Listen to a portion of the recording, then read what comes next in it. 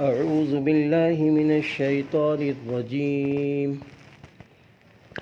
بسم الله الرحمن الرحيم. الحمد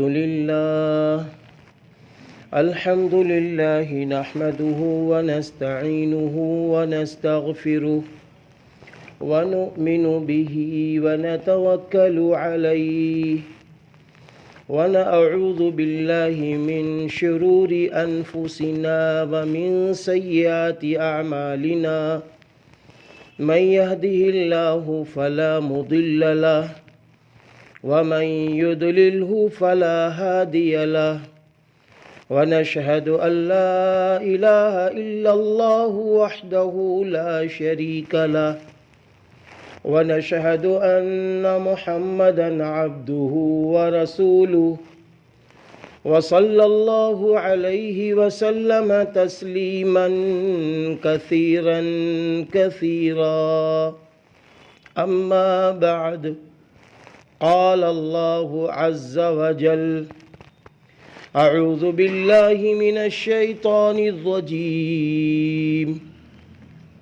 يا أيها الناس اتقوا ربكم الذي خلقكم من نفس واحدة وخلق منها زوجها وبث منهما رجالا كثيرا ونساء. واتقوا الله الذي تساءلون به والأرحام، إن الله كان عليكم رقيبا. يا أيها الذين آمنوا اتقوا الله حق تقاته ولا تموتن إلا وأنتم مسلمون. يا أيها الذين آمنوا اتقوا الله وقولوا قولا سديدا يصلح لكم أعمالكم ويغفر لكم ذنوبكم، ومن يطع الله ورسوله فقد فاز فوزا عظيما. صدق الله العظيم. وقال النبي صلى الله عليه وسلم: النکاح من سنتی. وقال: فمن رغب عن سنتی فلیس منی، او کما قال علیہ الصلاۃ والسلام۔ اللہ کے محبوب بندوں،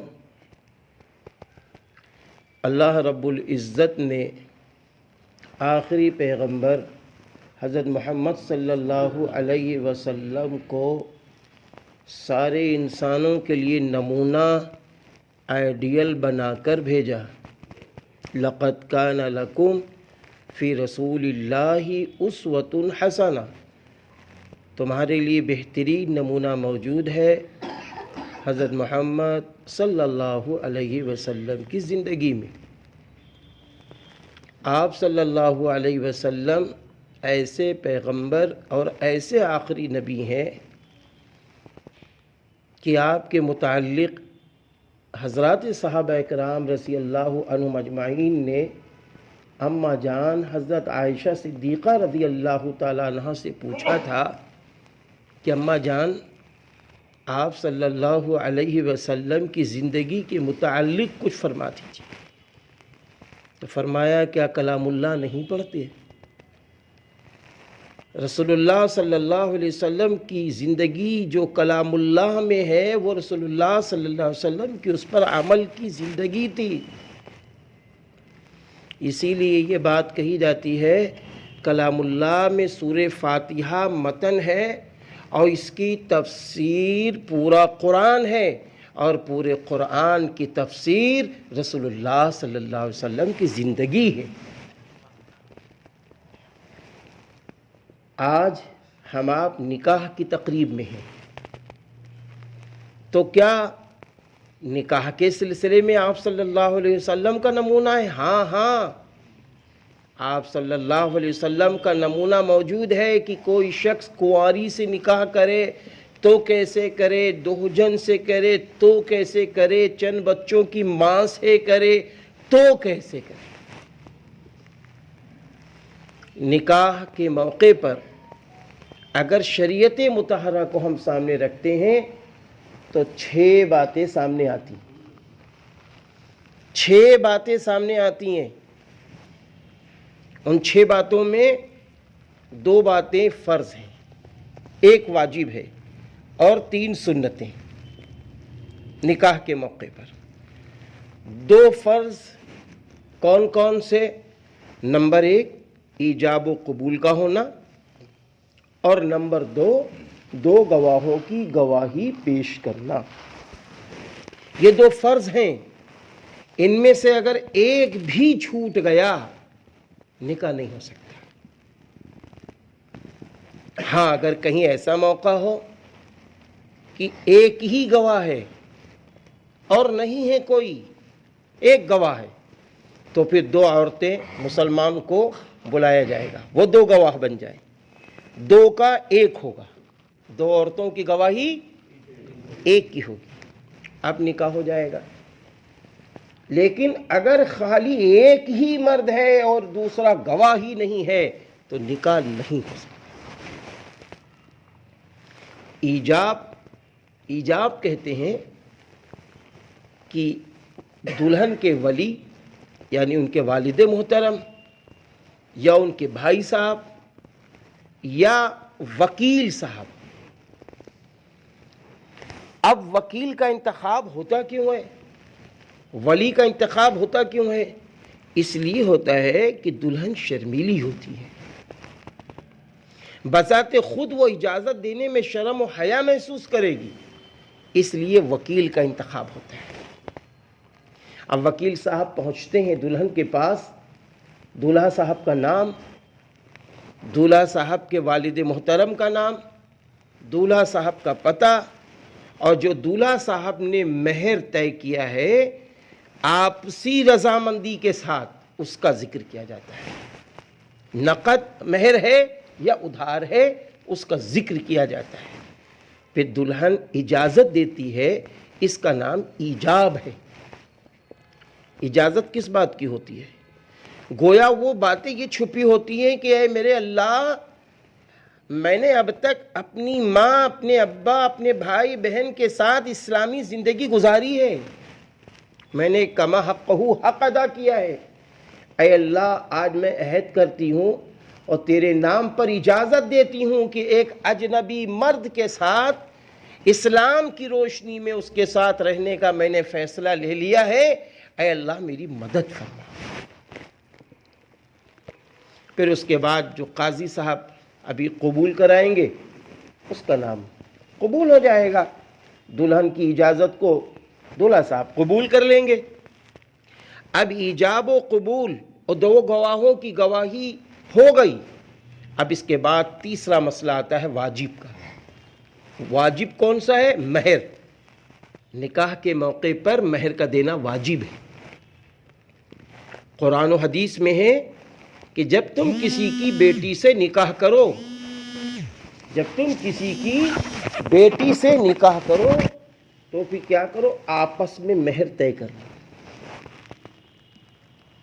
اور جو مہر آپس میں طے ہو جائے خوشی خوشی نقد ادا کر دو۔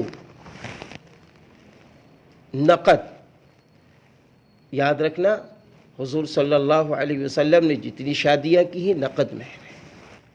حضرات صحابہ کرام رضی اللہ عنہم اجمعین نے شادیاں کی نقد مہر، وہاں ادھار نام کی کوئی چیز ہی نہیں ہے، کیونکہ آپ صلی اللہ علیہ وسلم جب جنازے کی نماز کے لیے آگے بڑھتے تو سب سے پہلے پوچھتے کہ اس کے اوپر قرضہ ہے؟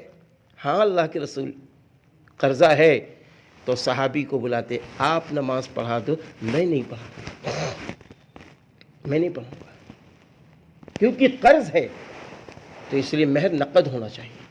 اور اللہ نہ کرے اگر مہر ادھار ہے تو یاد رکھنا آئندہ کے لیے، آج تو ماشاءاللہ نقد مہر ہے، اچھا مہر ہے اور زیور کی شکل میں ہے، اچھی بات ہے، لیکن اگر اسی جگہ پر ادھار مہر ہو تو دولہا صاحب کو اپنی دلہن سے کہنا پڑے گا اتنا مہر طے ہوا ہے، ادھار ہے، 1 ماہ میں، 6 ماہ میں، 1 سال میں ہم دے دیں گے، آپ اجازت دیتی ہیں؟ جب وہ دلہن کہے ٹھیک ہے، اجازت ہے، تو ایک دوسرے کو خوشی کا حق حاصل ہے. اور اگر دلہن کہتی پہلے مجھے مہر چاہیے، تو دلہا صاحب دلہن کو ٹچ نہیں کر سکتے. کیوں؟ مہر دولہا کے لیے دلہن کے حلال ہونے کا ذریعہ ہے. یہ جو جسم حلال ہوتا ہے دولہا کے لیے، اس کا ذریعہ مہر ہے. مہر دلہن کی ملکیت ہوتی ہے. اب جیسے جی چاہے ویسے مہر رکھے، اس کو حق حاصل ہے. تو اس لیے مہر نقد دینا چاہیے، زیور کی شکل میں دے تو اور اچھا ہے. مہر کے ساتھ ایک سنتی طریقہ یہ بھی ہے کہ اپنی شریک حیات کو جب مہر دے رہا ہو دولہا، تو سنت ہے کہ کچھ بطور تحفہ اور بھی نعمت کو پیش کر دے. اس سے، کیونکہ حدیث میں ہے تحفہ دینے سے، تحفہ لینے سے محبتیں بڑھتی. تحفہ دینے سے، تحفہ لینے سے محبتیں بڑھتی. مہر کی ادائیگی کے بعد اب خلوت ہو گئی، شوہر بیوی کو تنہائی مل گئی. شوہر بیوی کو، بہت غور سے سننے کی بات ہے یہ، شوہر بیوی کو تنہائی مل گئی، کوئی تیسرا نہیں ہے. اب شوہر پر یہ ہے کہ آپ اگلے دن ولیمہ کرو. اگلے دن ولیمہ کرو. ولیمے کے متعلق ایک بات سمجھ لیجئے، آج بڑی تیزی سے یہ فیشن چل پڑا ہے. لڑکی والوں کے وہاں دولہا صاحب آتے ہیں، دلہن ابھی ودا بھی نہیں ہوتی ہے اور دعوت ہو جاتی ہے. لڑکی والے لڑکے والے دونوں لوگ پیسہ مکس کر دیتے ہیں اور کہتے ہیں یہ ولیمہ ہو گیا. بھائی بات سمجھ رہے ہیں؟ ولیمہ نہیں ہوگا. ولیمہ ہونے کے لیے شرط ہے کہ دولہا اور دلہن اکیلے ہوں، ان کو تنہائی کا موقع مل جائے، جس کو شب زفاف کہتے ہیں. جب تک یہ موقع نہ ملے تب تک ولیمہ نہیں ہو سکتا.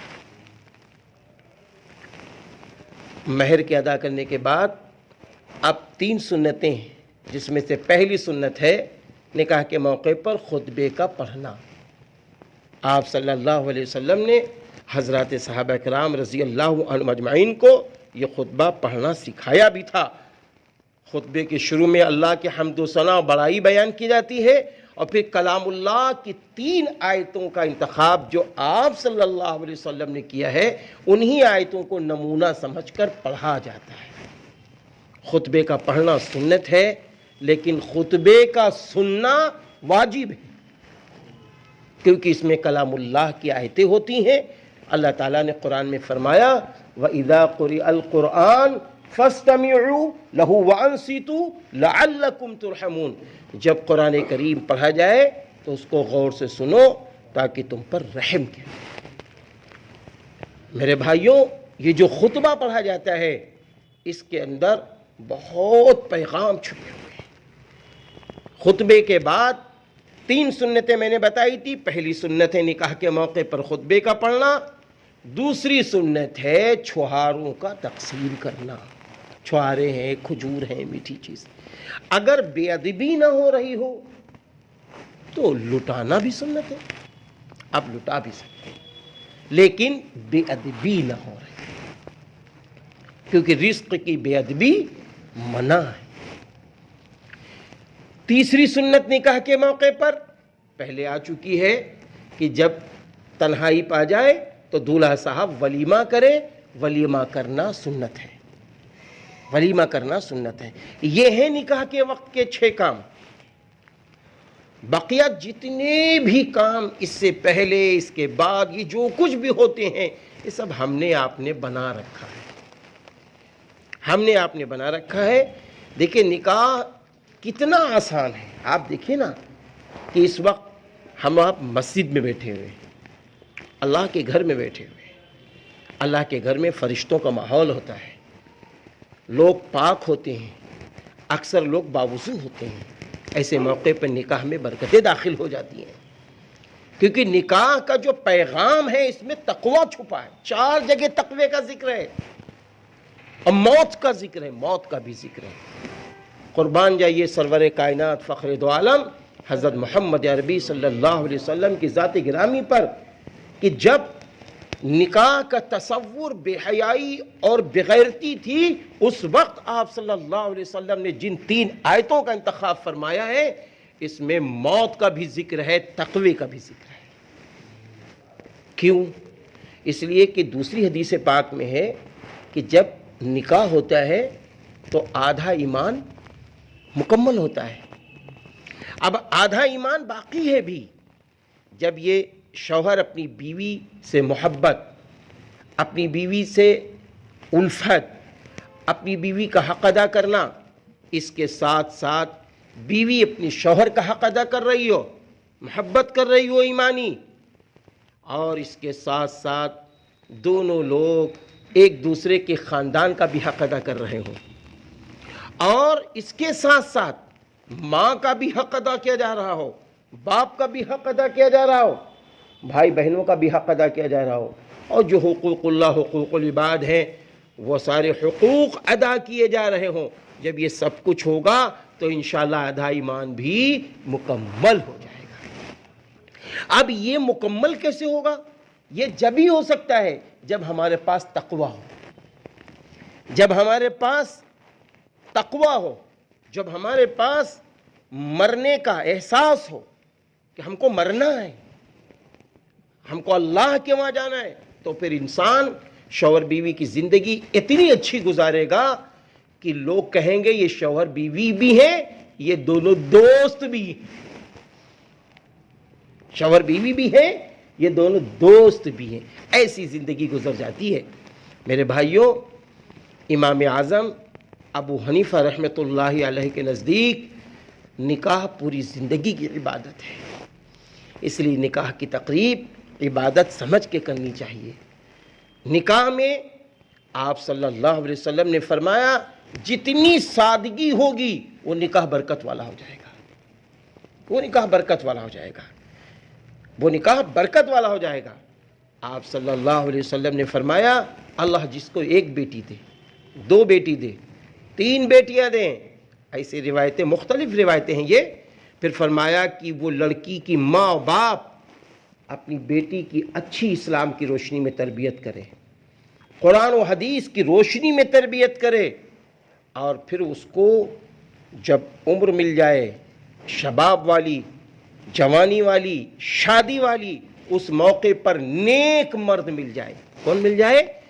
نیک مرد مل جائے، تو لڑکی کی ماں، لڑکی کے باپ اس کی شادی نیک مرد سے کر دے، تو آپ صلی اللہ علیہ وسلم نے فرمایا اس لڑکی کی ماں، اس لڑکی کا باپ جنتی ہے، جنتی ہے۔ دوسری روایت میں ہے کہ آپ صلی اللہ علیہ وسلم نے فرمایا اس لڑکی کے ماں باپ جنت میں مجھ سے اتنے قریب ہوں گے جیسے یہ 2 انگلیاں قریب ہیں۔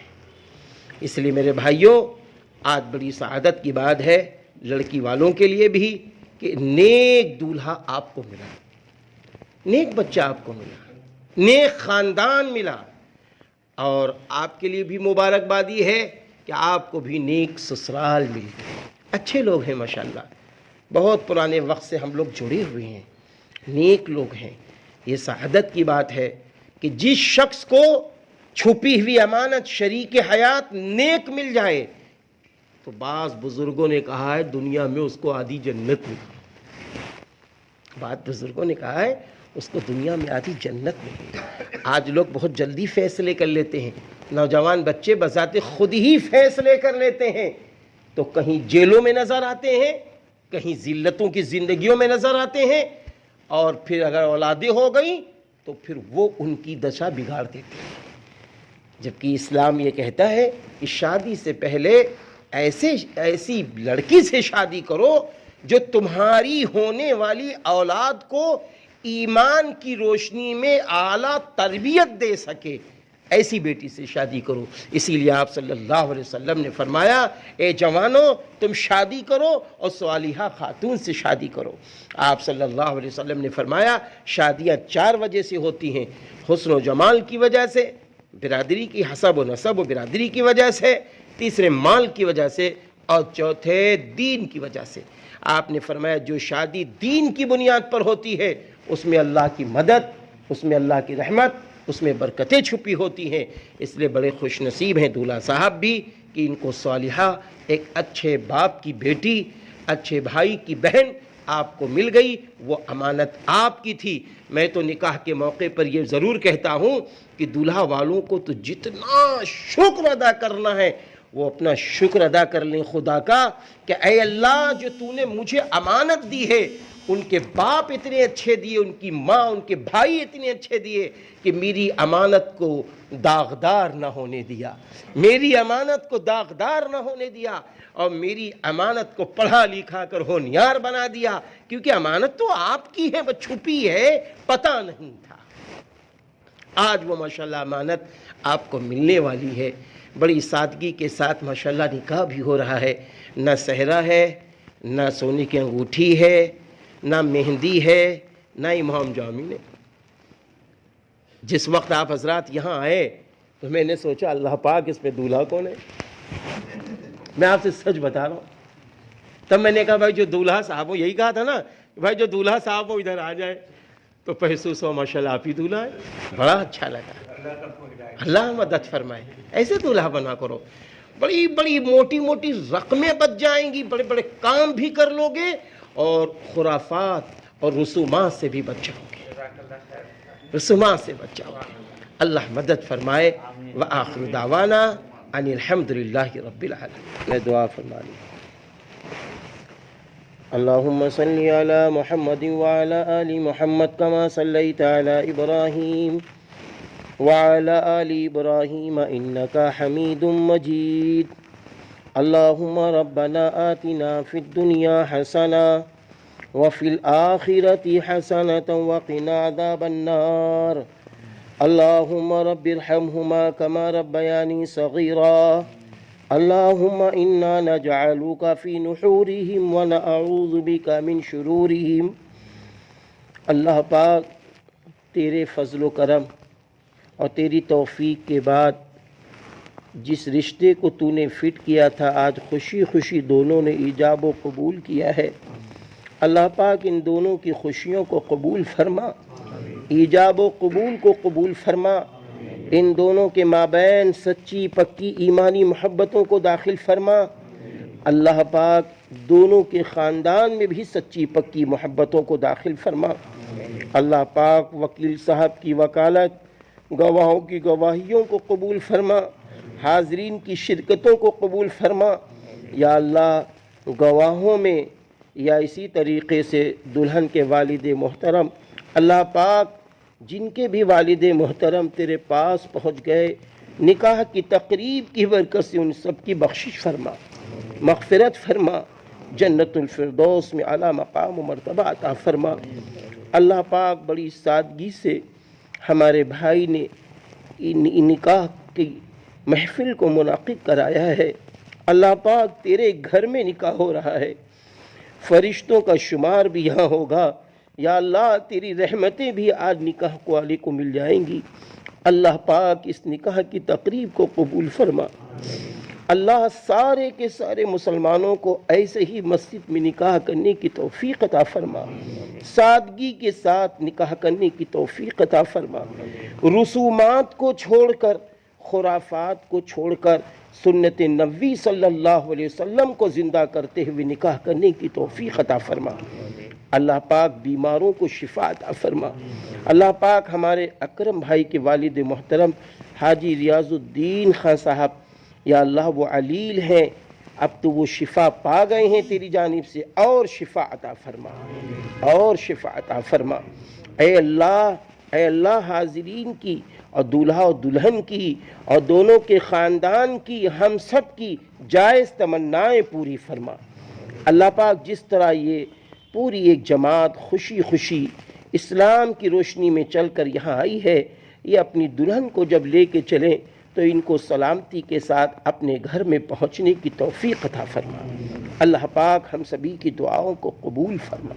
اللہم صلی علی محمد وعلی آل محمد كما صليت على إبراهيم وعلى آل إبراهيم إنك حميد مجيد. سبحان ربك رب العزة عما يصفون وسلام على المرسلين والحمد لله.